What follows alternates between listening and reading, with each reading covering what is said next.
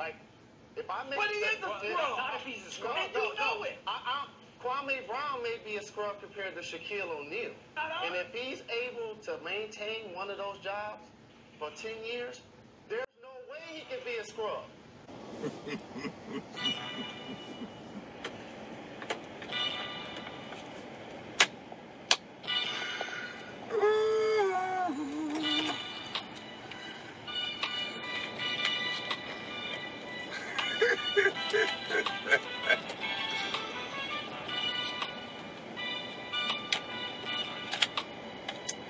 I had to pull over on the side of the road for this shit.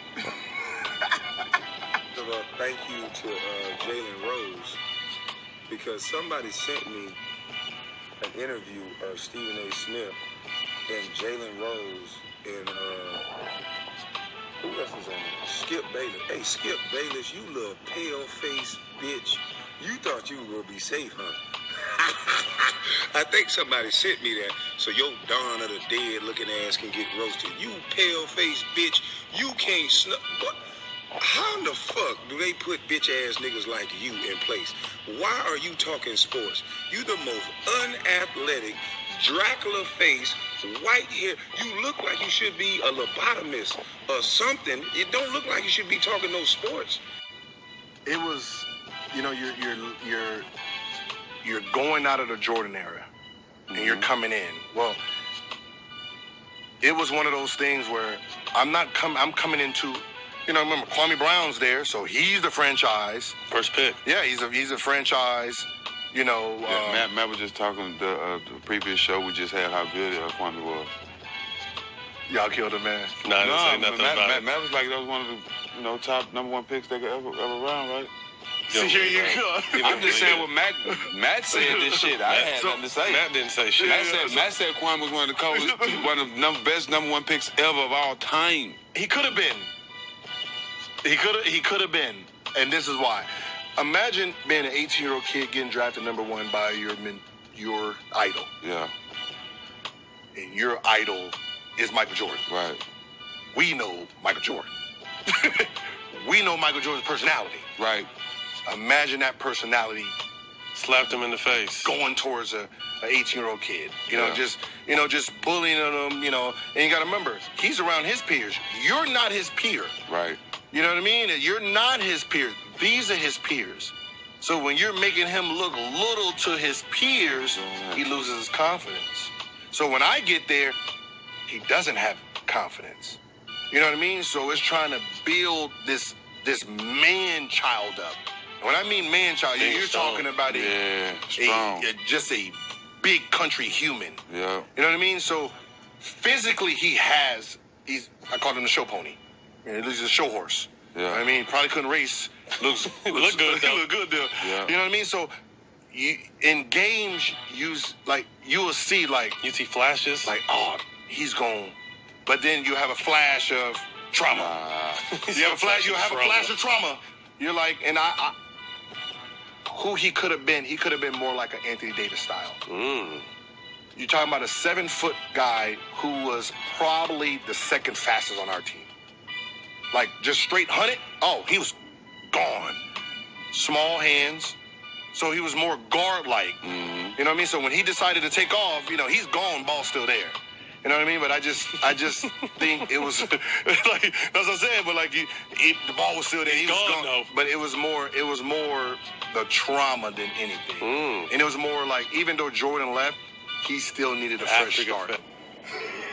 We went from joking to Matt talking about boxing. I don't know what it is. Seemed like they the one mad. Because what happened to that boy? He the one need to go to counseling. Bitch ass nigga talking about, I know you hurt, I know you upset, you in the front seat of the truck, you always here. I was just in the bed the last video. I pulled over to the side, I'm in the truck in this video. And why you watching the background, bitch ass nigga? That's what's wrong with you. You got attention deficit disorder. Listen to what I'm saying to you, motherfucker. Stop worrying about where I'm sitting at and where I'm at and all that shit. Dumb motherfucker. What's wrong with you, boy? Focus in. Right here. I'm gonna show you where to stop at. Dumb son, bitch. I don't know if y'all know, but you could do a little research. Kwame Brown was born in Charleston, South Carolina. I don't think I've ever met Kwame, but I know a lot of his family. His family lived in Moss Corner, South Carolina. His father's name was Willie Brown. I don't know how many kids Willie Brown had. I don't know how many siblings Kwame Brown got, but I went to school with his sister, and I went to school with one of his brothers. Let me tell y'all something. Kwame's father in the 90s, I remember this story. He beat a woman with an axe handle. It was his girlfriend. And the rumor was he buried her alive. He buried her in the area that I grew up in, if I remember correctly. I've been trying to call my dad since yesterday to confirm the whole story, because I literally forgot about this until yesterday. But the woman died, and he got arrested. If he's still alive, he's in prison for life, because he got caught because he left South Carolina after the murder and came back for his paycheck. Let me tell you something else. His other brother, I don't know if him and Kwame were close, but his other brother shot his baby mama several times and then killed himself. That was like in 2008. And his other brother, Kwame's other brother, just went to jail for murder like 3 years ago. All of this you can Google. I'm saying all that to say, leave Kwame alone. That man has been quiet for 20 years. He don't bother nobody. Clearly all that, you know, all that he's a bust stuff gets to him, and you don't know what people are going through or have been through, but I've seen folks snap for less, and it looks like, you know, Kwame is snapping. And if you look at the history of men in his family, you would know his men in his family have a history of snapping. Charlemagne the God. Now let's address you, punk. You want to sit here and talk about something that my father did. Something that you allege my father did. You want to talk about something that you allege my brother did. But what did Jack say I did? Let's look at my reputation. Jack said that I roll around with the police. Did he not say that, sir? Do that sound like somebody that's trying to bring violence to someone, sir? See, it's funny how you just got right on and you just created a narrative. And you notice what you said, you bitch boy that bleached your skin? You know what you said? Jack and Matt Barnes are my friends. Yeah, what I told y'all. It's the go along, get along game. It's the peanut gallery. And I don't fuck with your kind, punk. Any nigga that's gonna bleach his skin and rape a woman, you gotta drug bitches for pussy, you punk motherfucker.